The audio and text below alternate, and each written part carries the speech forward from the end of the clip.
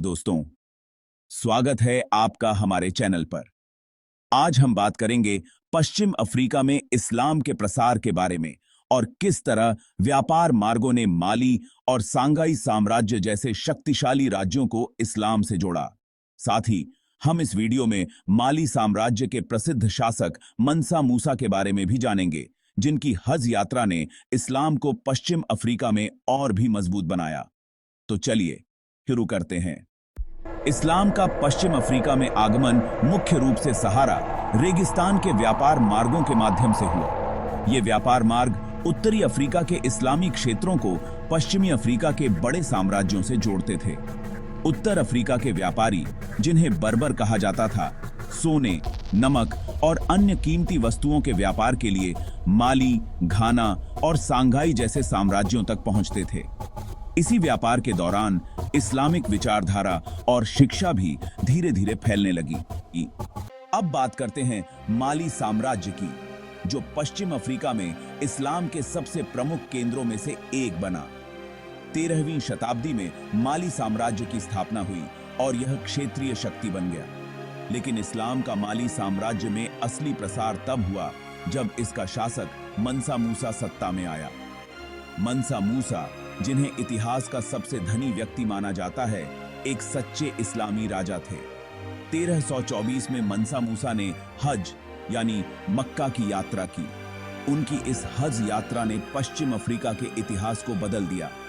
वे एक विशाल कारवां के साथ गए, जिसमें 60,000 लोग, ढेर सारा सोना और 100 ऊंट शामिल थे। उनकी यात्रा ने न केवल माली की समृद्धि को दुनिया के सामने पेश किया, बल्कि मक्का में और मिस्र में उनके द्वारा दी गई सोने की दान की चर्चा ने पश्चिम अफ्रीका को इस्लामी दुनिया के नक्शे पर उभारा। मंसा मूसा के शासनकाल में माली इस्लामी शिक्षा और संस्कृति का प्रमुख केंद्र बन गया। तिम्बकटू शहर, जिसे आज भी इतिहास में एक महत्वपूर्ण इस्लामी शिक्षा केंद्र माना जाता है, माली साम्राज्य के दौरान एक महान सांस्कृतिक और शैक्षिक केंद्र के रूप में विकसित हुआ। तिम्बकटू की मस्जिदों और मदरसों में इस्लामी विद्वान पढ़ाया करते थे और यहाँ की लाइब्रेरी में सैकड़ों किताबें थीं। यह शहर सहारा के दक्षिण में एक महत्वपूर्ण शिक्षा केंद्र बन गया था। अब हम बात करते हैं सांगाई साम्राज्य की।